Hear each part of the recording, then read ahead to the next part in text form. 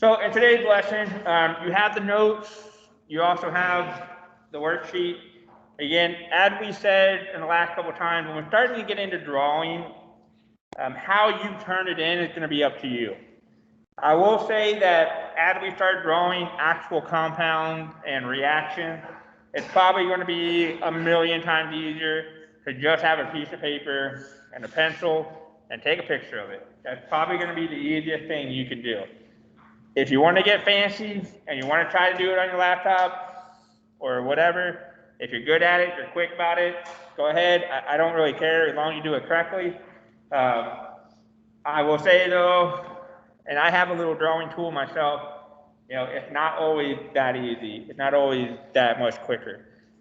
Even my drawing tool, I bought it because it looked like a piece of paper and pencil. Like, that's what I like. So I would encourage you today to have paper, pencil, so you can do the drawings and kind of look at the stuff here. So, over here. All right. I'm going to take a time to finish that up real quick, and we'll get started. All right, so share the screen with you guys at home. And again, today we are talking about drawing the structure of a molecule today, and talking about more than one atom being bonded together. Remember when we talk about covalent compounds are more than one atom bonded together. So if I say things like hydrogen, it's not just H.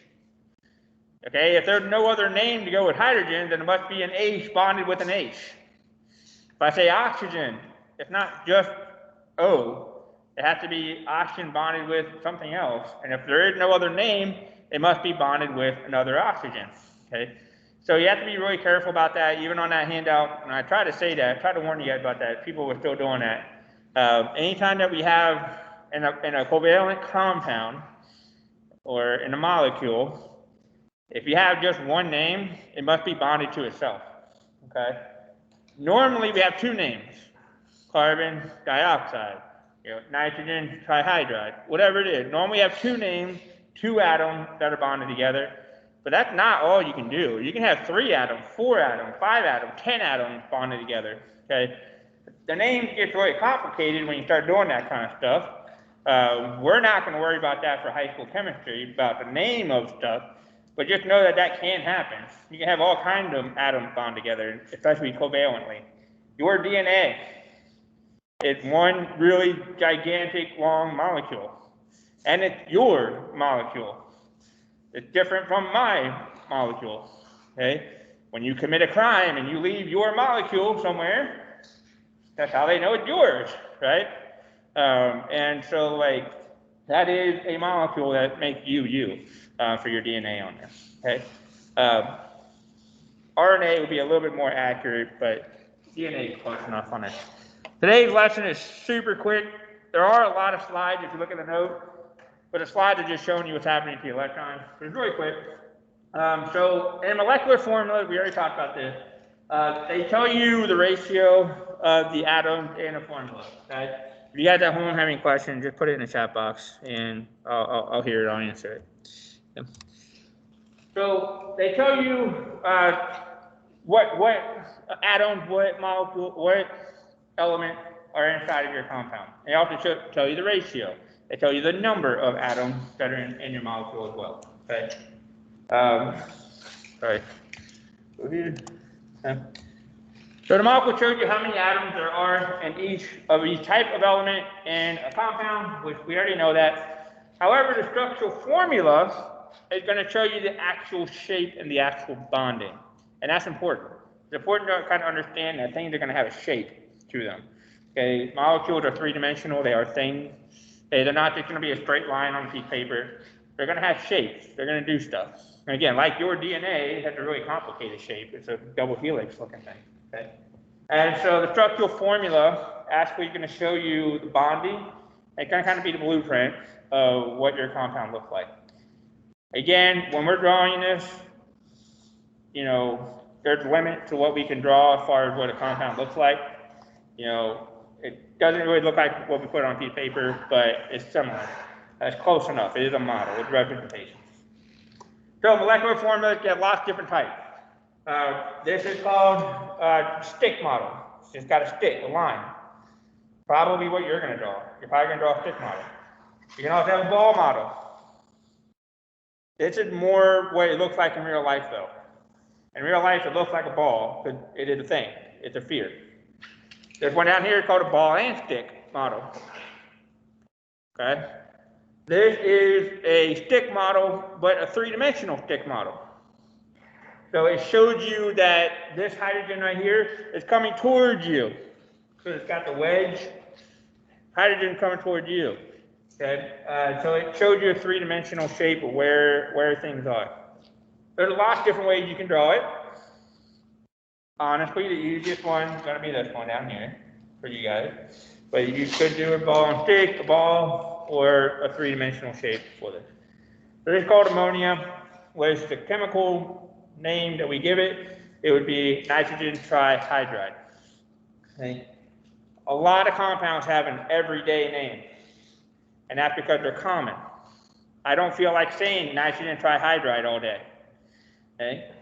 I don't feel like saying, dihydrogen monoxide all day. I just say water. I just say ammonia. I say peroxide. I say this. So we don't have to say a chemical name for a common thing. And so that's why this is called ammonia, but the chemical name is nitrogen trihydride. All right, so again, fluid dot structure, make sure that we are drawing them correctly. Remember, we're going to do 4 sides, top, bottom, left, right, north, south, east, west, however you want to think about it.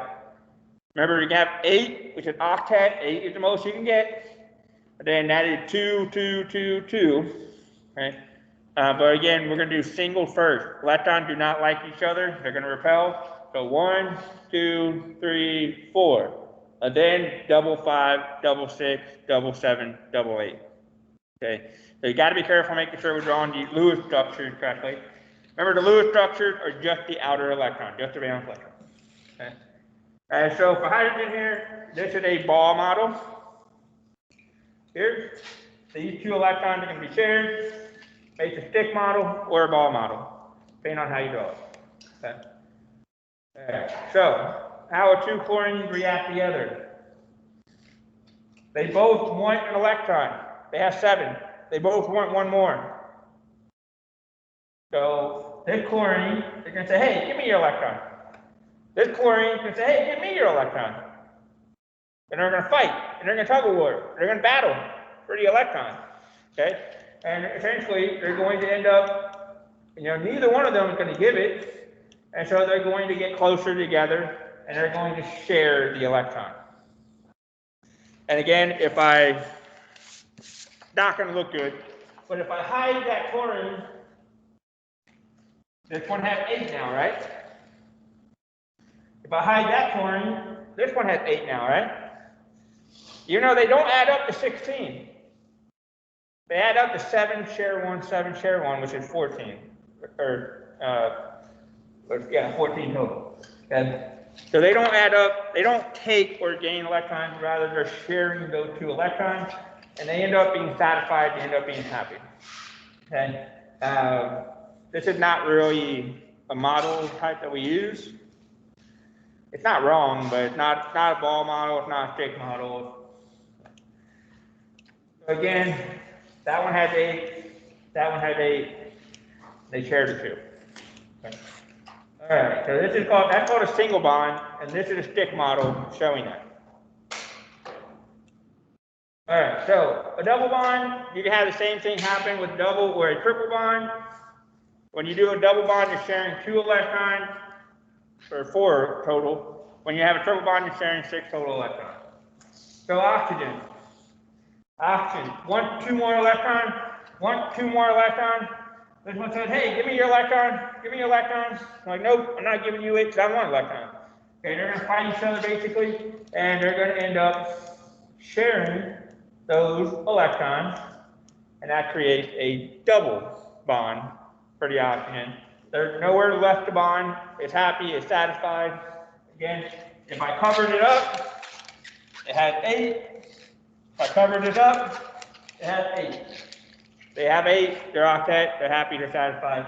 Creates a double bond there. This double bond is stronger than a single bond. That should make sense, right? All right, so again, on there.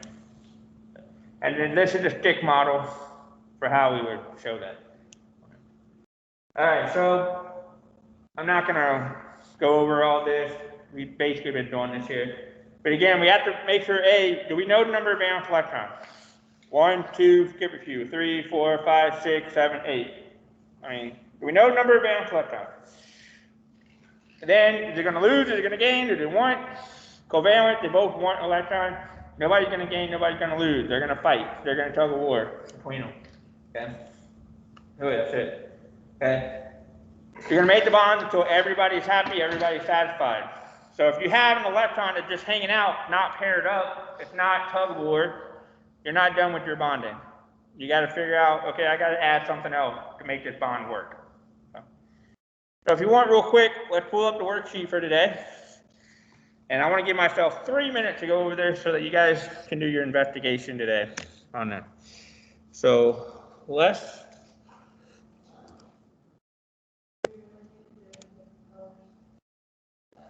pull up the worksheet. So, yep, today is called molecular covalent bonding. And question number 1 is water. Of course it is. These are all really simple. These are all going to be really fast. Okay. All right, so let's draw water. Again, if you want to do it on your laptop, on your computer, you can do that. There is, you can go into that edit drawing tool and get in there. So I'm just going to draw it on the screen here. I have to kind of look over my shoulder to figure this out, though.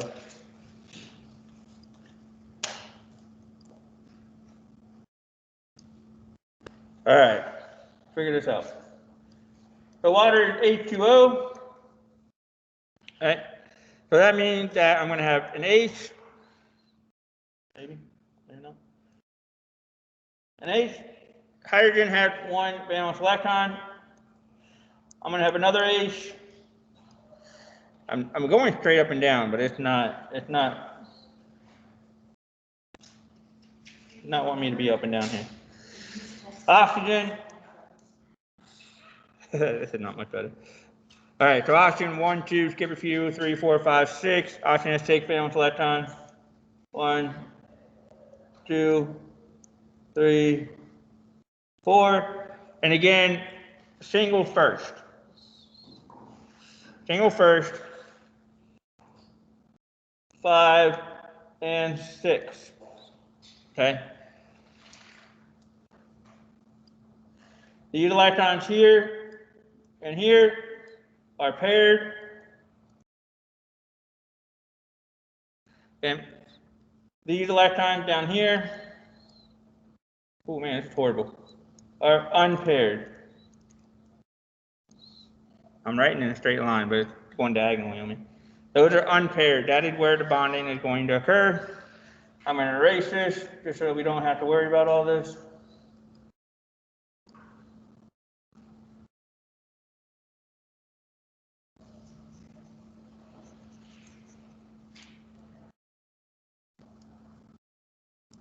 And so the bonding is going to be really straightforward.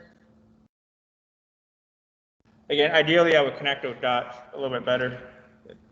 I gotta get used to drawing behind my back. And that's water. That's water for it. Now, this, I will be honest with you, is a bad drawing from Mr. Can. Okay? Because I didn't really organize things very well. Okay? This hydrogen needs to straighten out. Should be down there. And so a much better drawing of water would be with my oxygen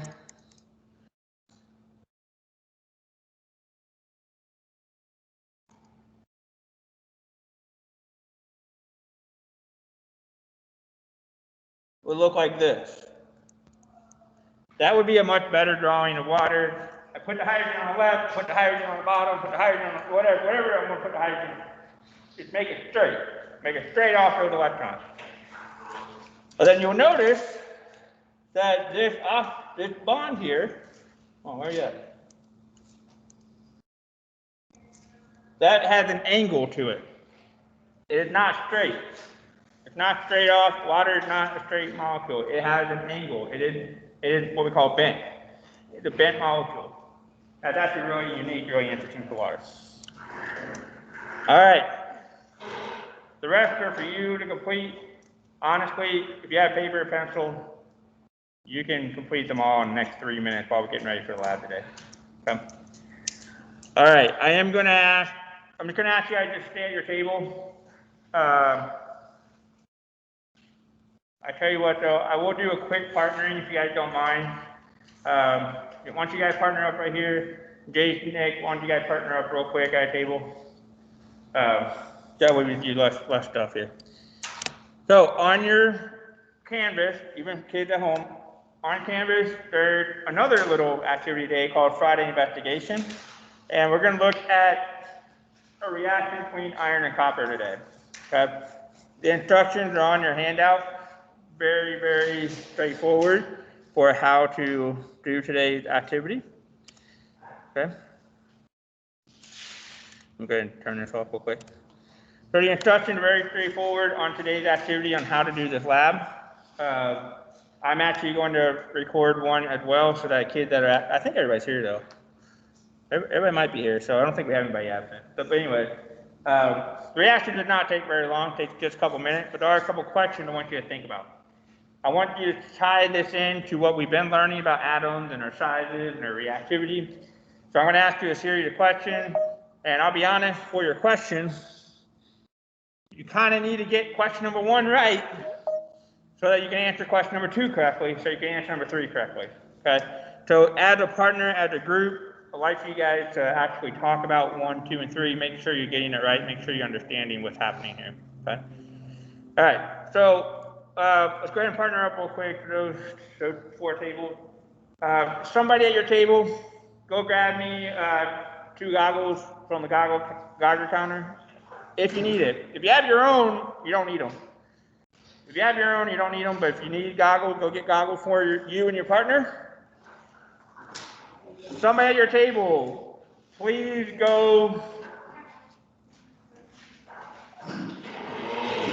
get into your, some at your table, get into your team meeting, please. I don't know how I'm going to do this.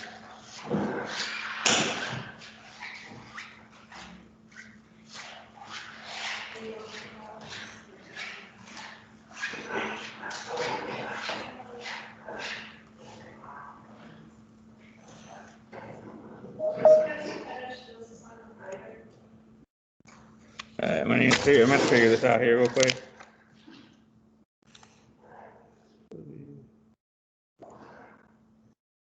So how many on you? 1, 2, 3, 4, 5, 6. Okay, I need 6 room.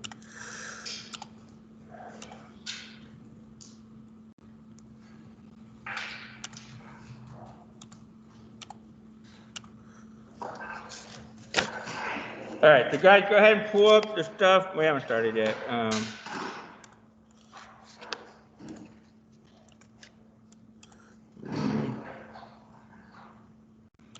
Back in room 2. Baby in room 3. We don't can be in room 4. Reynolds. Room 5. Lawson. Room 6.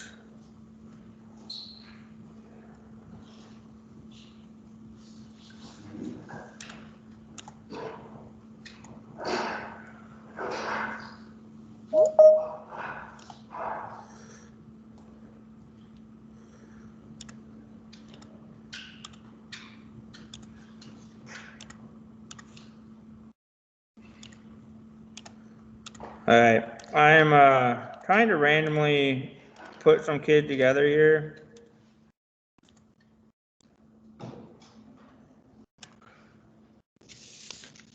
Let's see if that works. All right.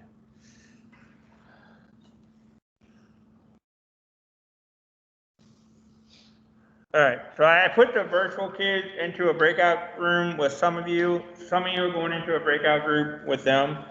So all the virtual kids should be in a breakout group. Everybody else is here. Everybody else that's not in a breakout group, you guys don't. For everybody that can hear me right now on here, you guys don't need to be on Teams. But I try to get everybody else into a breakout group. So some of you are in a breakout group with virtual kids, so help them out, please. All right, I need one person to grab a tech tube rack over here. Just be careful, there are two tech tubes on the back end of it. Okay? You're going to have your own materials. You're going to have your own tech tube. You're going to have your own stir rod. You're going to do your own experiment. Basically, you request your own data. We're going to try not to touch as much as possible, but we'll wash our hands when we're done. Sorry, temperature level. If you feel uncomfortable, you don't have to do it. Your partner can do it, but I try to everybody. All right, so one person go grab our ring stand, sorry, tech tube holder.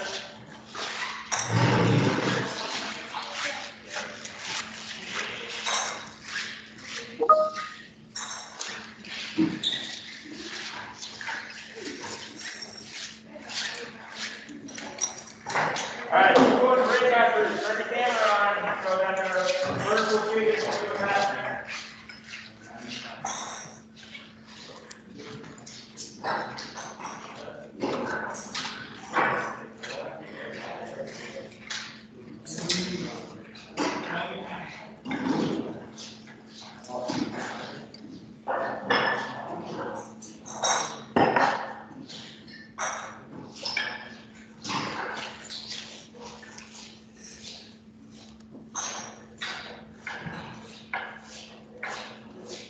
All right, so again, if you're in a breakout group, turn the camera on so that person can see what you're doing.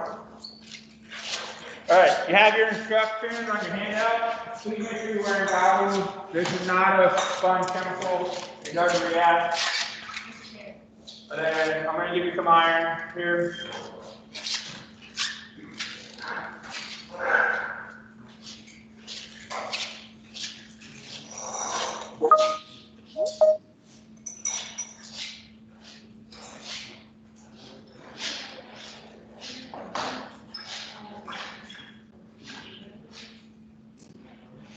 Alright, so you're taking off weights before and after, and then you're going to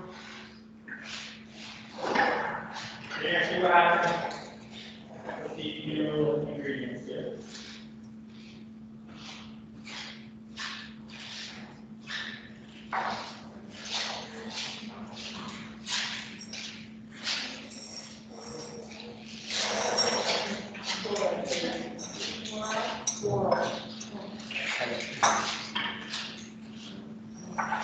You can use all of what I'm giving you. You can just follow up, you don't even take any of this. So, hey, this is a very super easy, quick little lab.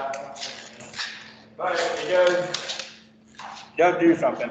It does react. Alright. So again, if you're in a breakout group, turn your camera on so that they can see what you're seeing. Show them the metal. Show them the liquid. If you're in a breakout group, show them what's happening. Show them what you're doing with.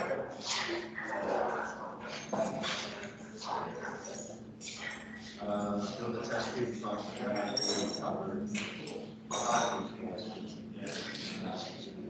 Alright, so you have the test tube, everybody's hanging around.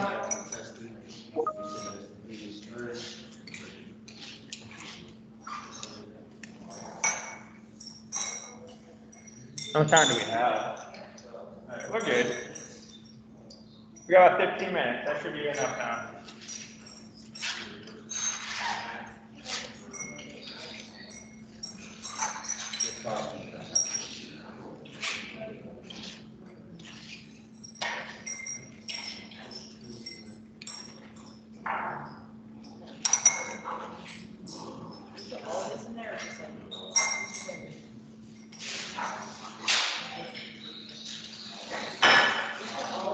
Yeah, Greg put all what I gave you. There's no point in saving it.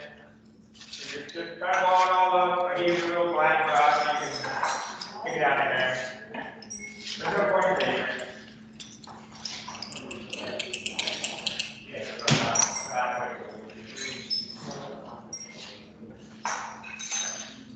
Again, you're still about halfway up the solution. Take some notes, make some operations before and after. And recover. Not in front of the guy. Make sure we have that one real quick. Make the cover on there.